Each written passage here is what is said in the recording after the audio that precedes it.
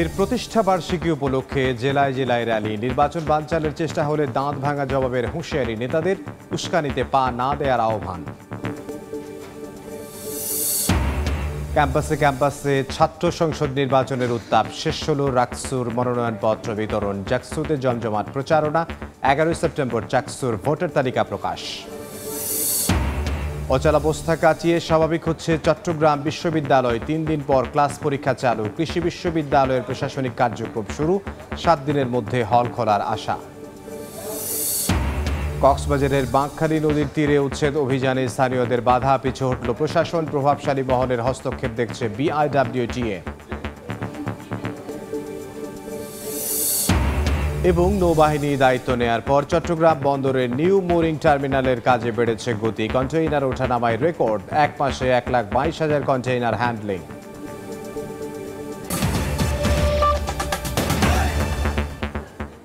বাংলার সময় সঙ্গে আছে আমি ইমদাদুল হক। বিএনপির প্রতিষ্ঠা বার্ষিকী উপলক্ষে আজও জেলায় জেলায় র্যালি ও সমাবেশ হয়েছে। সময় নির্বাচন বানচালের চেষ্টা হলে দাঁত ভাঙা জবাবের হুঁশিয়ারি দেন নেতারা, পাশাপাশি উস্কানিতে পা না দেওয়ার আহ্বান জানান তারা।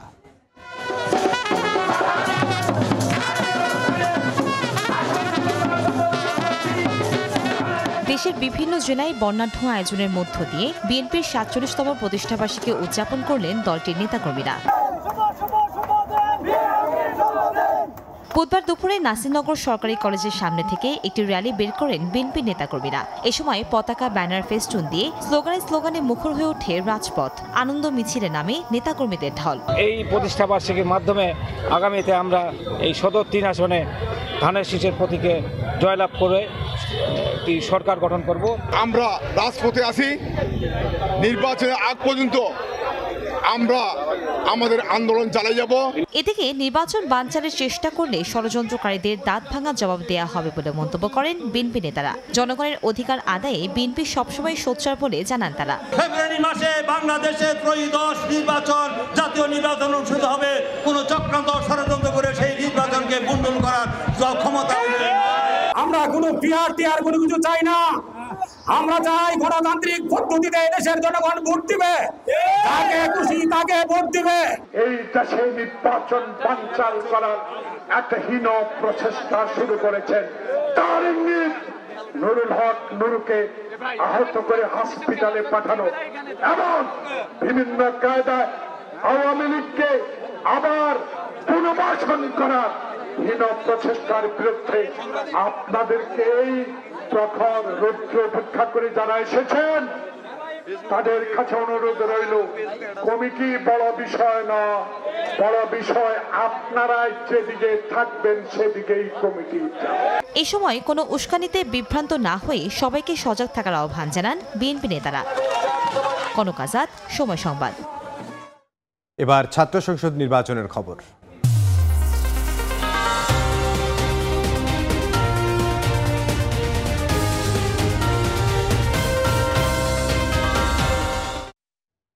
ক্যাম্পাসে ক্যাম্পাসে ছাত্র সংসদ নির্বাচনী আমেজ। রাজশাহী বিশ্ববিদ্যালয়ের কেন্দ্রীয় ছাত্র সংসদ ও হল সংসদ নির্বাচনের মনোনয়নপত্র সংগ্রহ শেষ হয়েছে। ৫ম দিনের মতো জাহাঙ্গীরনগর বিশ্ববিদ্যালয়ে চলছে জমজমাট প্রচারণা। চাকসুতে চূড়ান্ত ভোটার তালিকা প্রকাশ করা হবে 11 সেপ্টেম্বর। ক্যাম্পাসে ক্যাম্পাসে ছাত্র সংসদ নির্বাচনের আমেজ।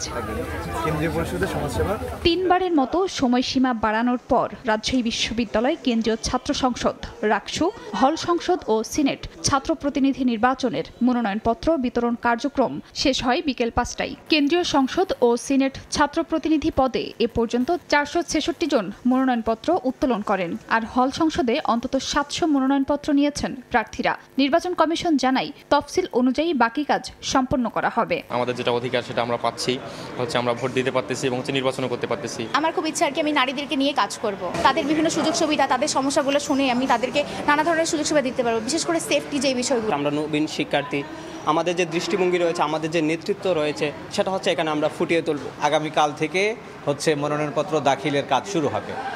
এখন তফসিল অনুযায়ী আমাদের বাকি যে কাজগুলো আছে, আমাদের ইন্টারনাল কিছু প্রস্তুতির বিষয় আছে, সেই কাজগুলো এখন ধারাবাহিকভাবে চলতে থাকবে। জাকসু নির্বাচনে পঞ্চম দিনের মতো প্রচারণা চালাচ্ছেন প্রার্থীরা। তবে নির্বাচনী আচরণবিধির কারণে একজন প্রার্থী 10-12 জনের বেশি সমর্থক সঙ্গে নিয়ে প্রচারণা চালাতে পারছেন না। এদিকে হল সংসদগুলোতে 102 জন প্রার্থীর কোনো প্রতিদ্বন্দ্বী না থাকায় নির্বাচনী উত্তাপ কিছুটা কম। একতা, সম্প্রীতি এবং বৈচিত্র্যটা যে বার্তা নিয়ে শিক্ষার্থীদের কাছে যাচ্ছি, শিক্ষার্থীদের মধ্যে আমরা ব্যাপক সাড়া পাচ্ছি। সবাই খুবই উৎসবমুখরভাবে এই জাকসুটাকে গ্রহণ করতেছেন এবং আমাদেরকেও গ্রহণ করতেছেন। আমরা খুবই আশাবাদী জাকসু নিয়ে। নির্বাচন নিয়ে কোনো শঙ্কার জায়গা আমরা এখন পর্যন্ত জাহাঙ্গীরনগরে দেখছি না। যার মন মানসিকতা ভালো, ক্যাম্পাসের উন্নয়ন চায়, শিক্ষার্থীদের উন্নয়ন চায়, এমন প্রার্থী যেন নির্বাচিত হয়, আমরা সেটাই আশা করছি।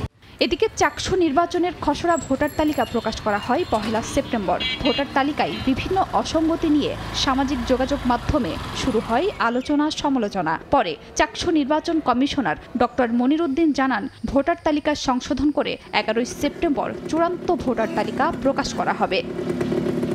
খাদিজা স্বপ্না, সময় সংবাদ। এই মুহূর্তে রাজশাহী বিশ্ববিদ্যালয়ে আছেন সহকর্মী মওদুদ রানা, সরাসরি যাব তার কাছে। রাজশাহী বিশ্ববিদ্যালয় কেন্দ্রীয় ছাত্র সংসদ, সিনেট ছাত্র প্রতিনিধি এবং হল সংসদ নির্বাচনের যে মনোনয়নপত্র বিতরণ সেটি শেষ হয়েছে এবং সব শেষ। রাজশাহী কেন্দ্রীয় ছাত্র সংসদ ও সিনেট ছাত্র প্রতিনিধি পদে মনোনয়ন তুলেছেন 466 জন এবং হল সংসদ পদে মনোনয়ন তুলেছেন 750 জন। এবং নির্বাচন কমিশন যেটি বলছেন যে এই 1100-র মতো যারা প্রার্থী রয়েছেন তারা 10টি প্যানেলভুক্ত হয়ে নির্বাচনে অংশগ্রহণ করবেন, বাকিরা স্বতন্ত্র পদে নির্বাচনে অংশ নেবেন। এবং এদিন বিকেলে মনোনয়নপত্র বিতরণ শেষের ঠিক আগে সমস্ত হল প্রভোস্টদের সাথে রিটার্নিং কর্মকর্তারা একটি বৈঠক করেছেন। সেই বৈঠকে যে আচরণবিধি প্রার্থীদের মানানোর যে প্রবণতা এবং একই সাথে কী ধরনের তারা কঠোর হবেন সেসব বিষয় নিয়ে আলোচনা করেছেন এবং সেই সভাটি কিছুক্ষণ আগে শেষ হয়েছে। রাকসু নির্বাচন কমিশন যেটি বলছেন যে নানা ঘটনা অঘটনের মধ্য দিয়ে এই মনোনয়নপত্র উত্তোলন সেটি শেষ হলো। সামনের দিনে আচরণবিধি নিয়ে কোনো ধরনের বড় ধরনের যাতে ঝামেলা না হয় সে ব্যাপারে তারা আগেভাগেই সচেষ্ট। আপনাকে জানিয়ে রাখি যে এই 2024-25 শিক্ষাবর্ষের শিক্ষার্থীরা গতকাল ভোটার এবং প্রার্থিতা করার সুযোগ পায় এবং তারপর একদিন মনোনয়নপত্র বৃদ্ধি করে আজ সেই মনোনয়নপত্র উত্তোলন শেষ হলো। এর ফলে আরও 4000 ভোটার বৃদ্ধি পেয়েছে। সব মিলিয়ে 29,000 ভোটার এই ভোটযুদ্ধে অবতীর্ণ হবে। আমরা শিক্ষার্থী এবং প্রার্থীদের সাথে কথা বলেছিলাম, তাদের কিছুটা শঙ্কা রয়েছে। তারা যেটি বলছেন, এর আগেও 2 দফায় মনোনয়নপত্র উত্তোলন শেষ হয়েছিল, কিন্তু প্রশাসন এবং রাকসু নির্বাচন কমিশন সেটি আরও 2 দফায় বৃদ্ধি করে। তারা বলছেন যে এরপরে যেন সেই নির্বাচনের যে মনোনয়নপত্র উত্তোলন সেটি যেন আর সময়সীমা বৃদ্ধি না করা হয়, যেটি শেষ হয়েছে সে পর্যন্তই যেন শেষ থাকে।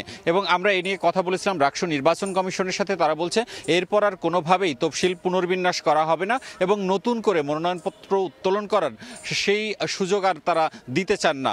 আমরা জানিয়ে রাখি যে এখন পর্যন্ত যে ডোপ টেস্ট যে সব প্রার্থীরা দিয়েছেন সেই ডোপ টেস্টের প্রতিবেদন আগামীকাল দেওয়া হবে এবং একই সাথে যারা নতুন ভোটার অর্থাৎ 2024-25 শিক্ষার্থী তাদের যে পরিচয়পত্র সেটি দেওয়া হয়েছে এবং হলের যে সংযুক্তি কাগজ সেটিও দেওয়া হয়েছে। সব মিলিয়ে একটি ভালো নির্বাচন করার যে প্রস্তুতি সেই লক্ষ্যেই এগিয়ে যাচ্ছে রাকসু নির্বাচন কমিশন। এই ছিল রাজশাহী বিশ্ববিদ্যালয় থেকে আমার কাছে সর্বশেষ। রাজশাহী বিশ্ববিদ্যালয় থেকে সহকর্মী মওদুদ রানা জানাচ্ছিলেন রাকসু নির্বাচনের খবর। অচলাবস্থা কাটিয়ে স্বাভাবিক হচ্ছে চট্টগ্রাম বিশ্ববিদ্যালয়। শিক্ষার্থীদের পদচারণায় প্রাণ ফিরেছে ক্যাম্পাসে, চলছে শাটল ট্রেনও। শিক্ষার্থীদের ওপর হামলার ঘটনায় দায়ের করা মামলায় 8 আসামিকে গ্রেফতার করা হয়েছে। অন্যদিকে ময়মনসিংহেও বাংলাদেশ কৃষি বিশ্ববিদ্যালয়ে আজ থেকে শুরু হলো প্রশাসনিক কার্যক্রম। তবে এখনও ক্লাস পরীক্ষা শুরু না হওয়ায় কিছুটা নিষ্প্রাণ ক্যাম্পাস। চিরচেনা রূপে ফিরতে শুরু করেছে চট্টগ্রাম বিশ্ববিদ্যালয়। শিক্ষার্থীদের আনাগোনায় মুখর ক্যাম্পাস। বুধবার সকাল থেকে ক্লাসে ফিরতে শুরু করেন শিক্ষার্থীরা, তবে এখনও কাটেনি তাদের আতঙ্ক। 144 ধারা তুলে নেওয়া হলেও স্ট্রাইকিং ফোর্সের টহল অব্যাহত রয়েছে। এর আগে মঙ্গলবার রাতে জরুরি সিন্ডিকেট সভায় শিক্ষার্থী এলাকাবাসী সংঘর্ষের ঘটনায় তদন্ত কমিটি গঠন করা সহ 12টি সিদ্ধান্ত নেয় বিশ্ববিদ্যালয় কর্তৃপক্ষ। অনেকে আতঙ্কে আছে, তারা অনেকেই গ্রামের বাড়িতে চলে গেছে। ক্যাম্পাসে আমাদের যে বিশাল শিক্ষার্থী তারা অধিকাংশই অনুপস্থিত। এদিকে শিক্ষার্থীদের ওপর হামলার ঘটনায় বিশ্ববিদ্যালয় প্রশাসনের পক্ষ থেকে মামলা করার পর অভিযান চালিয়ে এজাহারভুক্ত 3 আসামি সহ 8 জনকে গ্রেফতার করেছে পুলিশ। এদিকে ময়মনসিংহে দুদিন বন্ধ থাকার পর বাংলাদেশ কৃষি বিশ্ববিদ্যালয়ে সচল হলো প্রশাসনিক কার্যক্রম, তবে এখনও শুরু হয়নি ক্লাস পরীক্ষা। এছাড়া 24 ঘন্টা ধরে কোষাধ্যক্ষের কার্যালয় বন্ধ থাকায় ভোগান্তিতে পড়েন পেনশনের বিল ফর্ম জমা দিতে আসা অবসরপ্রাপ্ত কর্মকর্তারা। আমাদের দুইটি দাবি তারা মেনে নিয়েছেন। একক কম্বাইন্ড ডিগ্রি সেই দাবিতে অনড় আছে এবং এটি আলোচনার মাধ্যমে সমাধানের দিকে এগিয়ে যাবে, সেই বিষয়ে আমাদের স্যার আশ্বস্ত করেছেন। এর আগে মঙ্গলবার রাতে আন্দোলনরত শিক্ষার্থীদের সঙ্গে বিশ্ববিদ্যালয় প্রশাসনের 5 ঘন্টার বৈঠক হয়। এতে হল ছাড়া নোটিশ প্রত্যাহার এবং আগামী 7 দিনের মধ্যে বিশ্ববিদ্যালয় খুলে দেওয়ার ব্যাপারে বুধবার সিন্ডিকেট সভায় সিদ্ধান্ত নেওয়ার আশ্বাসে আন্দোলন সাময়িক স্থগিত করেন শিক্ষার্থীরা। তবে একক কম্বাইন্ড ডিগ্রির দাবির বিষয়ে এখনো কোনো সুরাহা হয়নি। ফাহরিয়া ফারজানা, সময় সংবাদ। এই মুহূর্তে ময়মনসিংহে বাংলাদেশ কৃষি বিশ্ববিদ্যালয়ে আছেন সহকর্মী ওবায়দুল হক, সরাসরি যাব তার কাছে। বাংলাদেশ কৃষি বিশ্ববিদ্যালয়ে আজ যে সিন্ডিকেট সভা অনুষ্ঠিত হওয়ার কথা ছিল সেটি সকাল, দুপুর এবং বিকেল গড়িয়ে এখন সন্ধ্যায় এই সিন্ডিকেট সভাটি এখনও পর্যন্ত অনুষ্ঠিত হয়নি। এই সিন্ডিকেট সভাটি অনুষ্ঠিত হবে কিনা সেটি নিয়েও আসলে অনিশ্চয়তা তৈরি হয়েছে। আমরা এখন আছি বাংলাদেশ কৃষি বিশ্ববিদ্যালয়ের যে ছাত্র বিষয়ক উপদেষ্টা প্রফেসর ডক্টর শহীদুল হক, তিনি কিছুক্ষণ আগে এই বিষয়টি নিয়ে একটি ব্রিফ করেছেন। তিনি যেটি জানিয়েছেন যে গতকাল ছাত্রদের সঙ্গে যে আলোচনা তাদের হয়েছে এবং এই আলোচনাটি যৌথ আকারে একটি লিখিত এজেন্ডা তৈরি করে সেটি সিন্ডিকেটে পাঠাতে হবে। এই সিন্ডিকেটে সেটি লিখিত আকারে পাঠালে সেটি পরবর্তীতে এজেন্ডা হিসেবে এই সিন্ডিকেট সভাটি হবে। তবে তারা এই বিষয়টি শিক্ষার্থীদের জানিয়েছিলেন। তারা বলেছিলেন যে আবার একটি আলোচনা করে একটি যৌথ একটি লিখিত একটি ডকুমেন্ট তারা করবেন। তবে শিক্ষার্থীরা যেটি বলছে যে তারা এই সিন্ডিকেট, যেহেতু তাদেরকে কালকে উপাচার্য বলেছেন যে সিন্ডিকেট সভায় আজকে হল খুলে দেওয়া এবং বিশ্ববিদ্যালয় খুলে দেওয়ার বিষয়ে সিদ্ধান্ত হবে, তারা এই সিন্ডিকেট সভায় এই লিখিত সিদ্ধান্ত ছাড়া আর কোনো ধরনের আলোচনায় বসবেন না।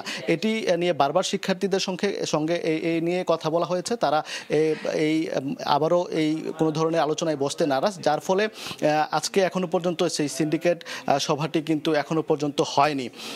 যার ফলে আমরা কথা বলেছিলাম ছাত্র বিষয়ক উপদেষ্টার সঙ্গে। তিনি বলেছেন যে যেহেতু এখনো পর্যন্ত সেই এজেন্ডাতে আসলে পাঠানো যায়নি সিন্ডিকেটে, তাই এই সিন্ডিকেট সভাটি এখন পর্যন্ত করা সম্ভব হয়নি। তবে তারা বলছেন যে যেহেতু সিন্ডিকেট সভাটি করা যায়নি এবং তারা এই স্থানীয় প্রশাসনের ওপরেই বিশ্ববিদ্যালয়ের নিরাপত্তার বিষয়টি ন্যস্ত থাকবে বলে আসলে তারা জানিয়েছেন। তো এই ছিল বাংলাদেশ কৃষি বিশ্ববিদ্যালয় থেকে আমার কাছে থাকা সবশেষ খবরাখবর। ময়মনসিংহ বিশ্ববিদ্যালয়, বাংলাদেশ কৃষি বিশ্ববিদ্যালয় থেকে আমাদের সঙ্গে সহকর্মী ওবায়দুল হক যোগ দিয়েছিলেন। ঘটনার 3 দিন পরও আশঙ্কাজনক অবস্থায় আইসিইউতে চিকিৎসা নিচ্ছেন চট্টগ্রাম বিশ্ববিদ্যালয়ের 3 শিক্ষার্থী। নাইবুলকে ঢাকায় আনা হলেও লাইফ সাপোর্ট থেকে নামিয়ে অপর 2 শিক্ষার্থী ইমতিয়াজ ও মামুন চিকিৎসা নিচ্ছেন নগরীর বেসরকারি পার্ক ভিউ হাসপাতালে। 3 জনের মাথায় ধারালো অস্ত্রের আঘাত। দেশবাসীর কাছে দোয়া চেয়েছে তাদের পরিবার। অনেক বিশ্বাসের ক্যামেরায় শফিকুল আলমের প্রতিবেদন। হাসপাতালে চট্টগ্রাম বিশ্ববিদ্যালয়ের সংঘর্ষে গুরুতর আহত ইমতিয়াজ আহমেদ। মাথায় ধারালো অস্ত্রের আঘাতের কারণে শঙ্কামুক্ত নয় আন্তর্জাতিক সম্পর্ক বিভাগের মাস্টার্সের এই শিক্ষার্থী। চট্টগ্রাম নগরীর পার্ক ভিউ হাসপাতালে লাইফ সাপোর্ট থেকে আইসিইউতে চলছে চিকিৎসা। অনেক সহযোগিতা এবং অনেক ভালো ইকুইপমেন্ট দিয়ে আমার ছেলের সার্জারি করে সাকসেসফুল হয়েছে। আল্লাহ যাতে আমার ছেলের সুস্থভাবে করে দেয়, কর্তৃপক্ষ আমার সাথে আছে। ভালোর দিকে নিচ্ছে, আমি আশাবাদ। হ্যাঁ, আমাদের ডাক্তারদের চিকিৎসা এবং আল্লাহর সর্বোপরি রহমত মাধ্যমে আমার ছেলে ইনশাল্লাহ আপনাদের দোয়ায় ভালোর দিকে যাবে। একই আইসিইউতে পাশাপাশি চিকিৎসা নিচ্ছেন গুরুতর আহত আরেক শিক্ষার্থী মামুন মিয়া। তারও মাথার পাশে গুরুতর জখম, তবে তার শারীরিক অবস্থা উন্নতির দিকে। দীর্ঘমেয়াদী চিকিৎসার সহায়তা চান স্বজনরা। কর্তৃপক্ষ চিকিৎসা বাবদ যাবতীয় দায়িত্ব তারা গ্রহণ করছে বলছে এবং ডাক্তার বলছে এটা যেহেতু মাথায় আঘাতপ্রাপ্ত হয়েছে, এটা একটা দীর্ঘমেয়াদী প্রক্রিয়া এবং 2 থেকে 3 মাস সময় লাগতে পারে। চিকিৎসকরা বলছেন মামুনের কিছুটা উন্নতি হলেও সংকটাপন্ন অবস্থা ইমতিয়াজের। মেডিকেল বোর্ড গঠনের কথা জানান তারা। এখনো সে সংকটাপন্ন, খুবই খারাপ মারাত্মক ঝুঁকির মধ্যে আছে এখনো। তাকে আমরা এখন লাইফ সাপোর্ট থেকে খুলতে পারি নাই। আর মামুনের ক্ষেত্রে তাকে আমরা গত পরশু আমরা তাকে লাইফ সাপোর্ট থেকে উদ্ধার করি, এক্সটিউবেশন করি আমরা ইনটিউবেশন থেকে। আর গতকালকে আমরা অবজারভেশনে ছিল। এদিকে গুরুতর আহত অবস্থায় আরেক শিক্ষার্থী নাইমুল ইসলামকে ন্যাশনাল হাসপাতাল থেকে উন্নত চিকিৎসার জন্য ঢাকায় পাঠানো হয়েছে। গত রোববার চট্টগ্রাম বিশ্ববিদ্যালয়ে শিক্ষার্থী ও গ্রামবাসীর মধ্যে সংঘর্ষে ৩ জন গুরুতর সহ শতাধিক শিক্ষার্থী আহত হন। শফিকুল আলম, সময় সংবাদ, চট্টগ্রাম। বাংলার সময় আরও থাকছে। মাদারীপুর ও ঝিনাইদহে পানিতে ডুবে 2 শিশুর মৃত্যু। পটুয়াখালী, চাঁপাইনবাবগঞ্জ, সাতক্ষীরায় 4 জনের মরদেহ উদ্ধার। সড়ক দুর্ঘটনায় 2 জেলায় প্রাণ গেল 2 জনের। কক্সবাজার শহরের বাঁকখালী নদীর তীরে উচ্ছেদ অভিযানের 3য় দিনে বিক্ষুব্ধ জনতার বাধার মুখে পিছু হটেছে প্রশাসন। স্থানীয়দের দাবি, জমির বৈধ কাগজ রয়েছে, প্রাণ গেলেও দেবেন না উচ্ছেদ করতে। প্রভাবশালী মহলের বাধার কারণে আপাতত উচ্ছেদ কার্যক্রম স্থগিতের কথা জানায় বিআইডব্লিউটিএ। কক্সবাজার বাঁকখালী নদীর তীরে গেল 3 দিন ধরে চলছে অবৈধ স্থাপনা উচ্ছেদ অভিযান। এরই মধ্যে নদীর প্রায় 70 একর জমি উদ্ধার করেছে প্রশাসন। বুধবার দুপুর 12টার দিকে 3য় দিনে অভিযান শুরু হয় কস্তুরা ঘাটের পেশকারপাড়ার অংশে। স্থাপনা গুড়িয়ে দিতে গেলে শুরুতেই পড়তে হয় বাধার মুখে। এ সময় রাস্তায় বসে পড়েন নারীরা, পরে পিছু হটে প্রশাসন।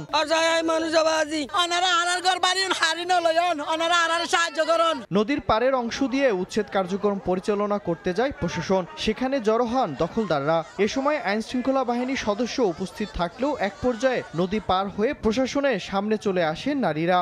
ওরা যদি আমাদের অত্যাচার করে যে আমার গায়ের উপরে যায়, আমরা মরতে রাজি আছি। তার সরকারি জায়গা হলে আমরা নিজেরা ভেঙে চলে যাব। বিআইডব্লিউটিএ বলছে একটি স্বার্থন্বেষী মহল বাধা সৃষ্টি করায় আপাতত উচ্ছেদ কার্যক্রম স্থগিত করা হয়েছে। স্বার্থন্বেষী মহলের আপনার ইন্ধনে আমরা দেখতে পাচ্ছি যে নানান রকম বিশৃঙ্খল পরিস্থিতি সৃষ্টি করা হচ্ছে।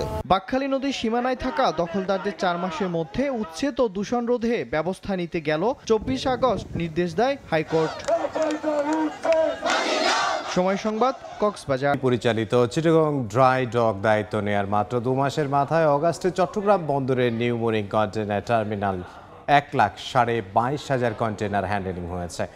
মাসভিত্তিক কন্টেইনার হ্যান্ডেলিংয়ে এটি চট্টগ্রাম বন্দরের ইতিহাসে সর্বোচ্চ রেকর্ড। এতে কন্টেইনার পরিবহন যেমন বেড়েছে, সেই সঙ্গে কমেছে বহির্নোঙরে জাহাজের অপেক্ষমান সময়ও, যা সামগ্রিকভাবে দেশের আমদানি রফতানি বাণিজ্যের সক্ষমতা বাড়াবে। বিস্তারিত ফেরদৌস লিপির রিপোর্ট।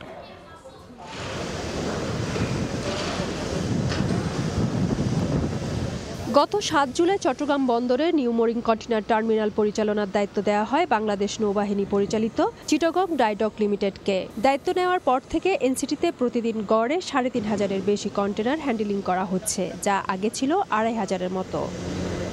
বুধবার সিডিডিএল আয়োজিত সংবাদ সম্মেলনে জানানো হয়, আগস্টে টার্মিনালটি 4টি জেটি ব্যবহার করে জাহাজ থেকে 1,22,517 TEUS কন্টেনার ওঠানামা করা হয়। মাসভিত্তিক কন্টেনার হ্যান্ডেলিংয়ের এই সংখ্যা এখনো পর্যন্ত চট্টগ্রাম বন্দরের ইতিহাসে সর্বোচ্চ রেকর্ড। গত বছর আগস্টের তুলনায় আমাদের জেটিতে কন্টেনার হ্যান্ডলিং বৃদ্ধি পেয়েছে প্রায় 26.7%।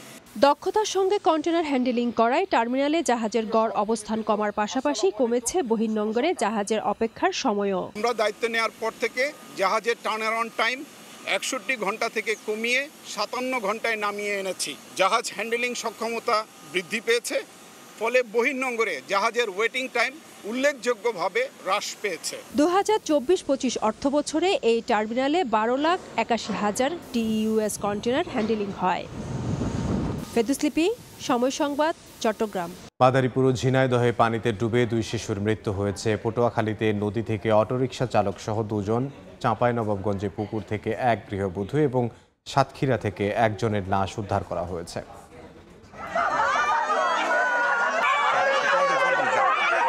অভিভাবকদের অসচেতনতায় বাড়ছে পানিতে ডুবে শিশুর মৃত্যুহার। একদিনে 2 জেলায় 2 শিশু মারা গেছে। বুধবার দুপুরে মাদারীপুরের শিবচর পৌরসভার জাদুয়ারচর এলাকায় 6 বছর বয়সী আলিফ সর্দার বন্ধুদের সঙ্গে বড়শি নিয়ে বাড়ির পাশের ময়নাকাটা নদীতে মাছ ধরতে যায়। এ সময় পা পিছলে পানিতে পড়ে ডুবে যায় সে। কিছুক্ষণ পর ভাসমান অবস্থায় তাকে উদ্ধার করে স্থানীয় উপজেলা স্বাস্থ্য কমপ্লেক্সে নিয়ে গেলে মৃত ঘোষণা করেন চিকিৎসক।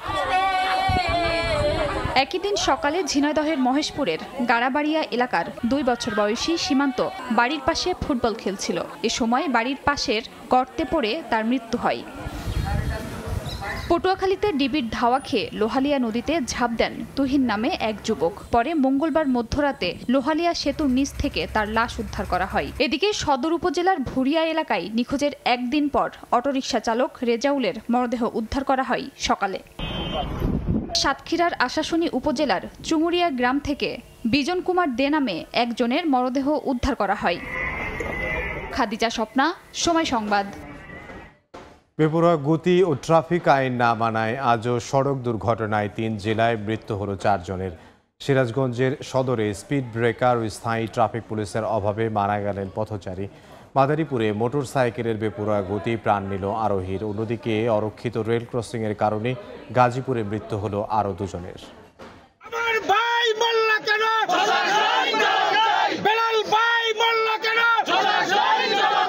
আবারও সড়কে প্রাণ হারালো পথচারী। প্রতিবাদে আগুন জ্বালিয়ে সড়ক অবরোধ ও বিক্ষোভ এলাকাবাসী। বুধবার সকালে সিরাজগঞ্জ কাজীপুর আঞ্চলিক সড়কের পিপলবাড়িয়া বাজারে কিন্ডারগার্টেন স্কুলের শিক্ষক বেলাল হোসেন রাস্তা পার হচ্ছিলেন। এ সময় দ্রুতগামী একটি সিএনজি চালিত অটোরিকশা তাকে চাপা দিলে ঘটনাস্থলে মৃত্যু হয় তার। এই ঘটনায় ক্ষিপ্ত হয়ে ঘণ্টাব্যাপী সড়ক অবরোধ করে বিক্ষোভ করেন স্থানীয়রা। এ সময় তারা সড়কের দুপাশে স্পিড ব্রেকার ও স্থায়ী ট্রাফিক পুলিশ নিয়োগের দাবি জানান। পরে পুলিশ ও স্থানীয় প্রশাসনের আশ্বাসে অবরোধ তুলে নেন তারা। আমরা এই বাজারের দুই পাশে 2টি স্পিড ব্রেকার চাই। পিপুলবাড়িয়া হরিণা বাজারে নিয়মিত এবং স্থায়ী ট্রাফিক ব্যবস্থা আমরা চাই। এদিকে মোটরসাইকেলে করে বান্দরবান থেকে বরিশালে যাচ্ছিলেন মশিউর রহমান। পথে ঢাকা ভাঙা এক্সপ্রেসওয়ের মাদারীপুরের শিবচরের বন্দরখোলা এলাকায় নিয়ন্ত্রণ হারিয়ে সড়কের রেলিংয়ে ধাক্কা লেগে গুরুতর আহত হন তিনি। হাইওয়ে পুলিশ তাকে উদ্ধার করে হাসপাতালে নিলে চিকিৎসক মৃত ঘোষণা করেন। যে পদ্মা নদীতে পানি কমার সঙ্গে সঙ্গে দেখা দিয়েছে ব্যাপক ভাঙন। শিবগঞ্জ ও সদর উপজেলার পদ্মা নদী তীরবর্তী এলাকা ও চরের 5টি ইউনিয়ন নদী গর্ভে বিলীন হচ্ছে বসতবাড়ি, ফসলি জমি ও বিভিন্ন শিক্ষা প্রতিষ্ঠান। ভাঙনের হুমকিতে ঘর বাড়ি ভেঙে অন্য জায়গায় নিয়ে যাচ্ছেন নদী পাড়ের বাসিন্দারা। এদিকে 2 সপ্তাহ ধরে পানিবন্দী থাকার পর পানি কমতে থাকায় ঘরে ফিরতে শুরু করেছেন চর ও পদ্মা পাড়ের বাসিন্দারা। অবশ্য ভাঙন ঠেকাতে জরুরি ভিত্তিতে জিও ব্যাগ ফেলা হচ্ছে বলে জানায় পানি উন্নয়ন বোর্ড। দেখছেন বাংলার সময়। লাইসেন্স নবায়ন ও মেয়াদ উত্তীর্ণ রিএজেন্ট ব্যবহারের অভিযোগে চুয়াডাঙ্গায় 2টি ক্লিনিক ও ডায়াগনস্টিক সেন্টারকে জরিমানা করা হয়েছে। দুপুরে জেলা শহরের সদর হাসপাতাল রোডে Janata clinic and diagnostic centre ও নিউ জনতা ডায়াগনস্টিক সেন্টারে অভিযান চালায় ভোক্তা অধিকার সংরক্ষণ অধিদপ্তর। এ সময় মেয়াদ উত্তীর্ণ রিএজেন্ট ফ্রিজে সংরক্ষণ ও ব্যবহারের দায়ে 2 প্রতিষ্ঠানের মালিককে মোট 60,000 টাকা জরিমানা করা হয়। পরে শিগগিরই তাদের লাইসেন্স নবায়ন ও মেয়াদ উত্তীর্ণ রিএজেন্ট ব্যবহার না করার নির্দেশনা দেন কর্মকর্তারা। বান্দরবানের সীমান্তবর্তী দুর্গম এলাকায় কেএনএ এর একটি প্রশিক্ষণ ঘাঁটি ধ্বংস হয়েছে। দুপুরে এক সংবাদ বিজ্ঞপ্তিতে সেনাবাহিনী জানায়, গোপন সংবাদের ভিত্তিতে রুমা উপজেলার দুর্গম পাহাড়ি এলাকায় কেএনএ এর প্রশিক্ষণ ঘাঁটিতে অভিযান চালায় সেনাবাহিনীর একটি দল। প্রশিক্ষণ মাঠ, ফায়ারিং রেঞ্জ, পরীক্ষা এবং বিভিন্ন কৌশলগত স্থাপনা দখলে নেয় সেনাবাহিনী। পরে উদ্ধার করা হয় প্রশিক্ষণের জন্য ব্যবহৃত কাঠের রাইফেল, স্নাইপার, অস্ত্রের সিরিং, মিলিটারি বেল্ট সহ বিভিন্ন সরঞ্জাম। দেখছেন বাংলার সময়। বিএনপির প্রতিষ্ঠা বার্ষিকী উপলক্ষে গাইবান্ধায় একই এলাকায় 2 গ্রুপের অনুষ্ঠানকে কেন্দ্র করে উত্তেজনা তৈরি হয় 144 ধারা জারি করা হয়েছে। সকাল 6টা থেকে শুরু হয়ে রাত 12টা পর্যন্ত এই আদেশ কার্যকর থাকবে। আধিপত্য বিস্তার নিয়ে দীর্ঘদিন ধরে সুন্দরগঞ্জ উপজেলা বিএনপির সাবেক সভাপতি মাজহারুল ইসলাম ও অ্যাডভোকেট জাহাঙ্গীর আলম জিন্না এবং বিএনপির আহ্বায়ক বাবুল আহমেদ ও সদস্য সচিব মাহমুদুল ইসলাম প্রামাণিক গ্রুপের মধ্যে বিরোধ চলছিল। সম্প্রতি প্রতিষ্ঠা বার্ষিকী উপলক্ষে একই এলাকায় 2 গ্রুপ কর্মসূচি ঘোষণা করে। অপ্রীতিকর পরিস্থিতি এড়াতে 2 সেপ্টেম্বর পৌরসভা ও এর আশপাশের এলাকায় 144 ধারা জারি করেন উপজেলা নির্বাহী কর্মকর্তা। বাংলার সময়ের শীর্ষ সংবাদগুলো জানিয়ে দিচ্ছি আরও একবার। বিএনপির প্রতিষ্ঠা বার্ষিকী উপলক্ষে জেলায় জেলায় র্যালি, নির্বাচন বানচালের চেষ্টা হলে দাঁত ভাঙা জবাবে হুঁশিয়ারি নেতাদের, উস্কানিতে পা না দেওয়ার আহ্বান। ক্যাম্পাসে ছাত্র সংসদ নির্বাচনের উত্তাপ, শেষ হল রাকসুর মনোনয়নপত্র বিতরণ, জাকসুতে জমজমাট প্রচারণা। 11 সেপ্টেম্বর চাকসুর ভোটার তালিকা প্রকাশ। এবং অচলাবস্থা কাটিয়ে স্বাভাবিক হচ্ছে চট্টগ্রাম বিশ্ববিদ্যালয়, 3 দিন পর ক্লাস পরীক্ষা চালু। কৃষি বিশ্ববিদ্যালয়ের প্রশাসনিক কার্যক্রম শুরু, 7 দিনের মধ্যে হল খোলার আশা। এই ছিল বাংলার সময়ের সঙ্গে থাকুন সময়।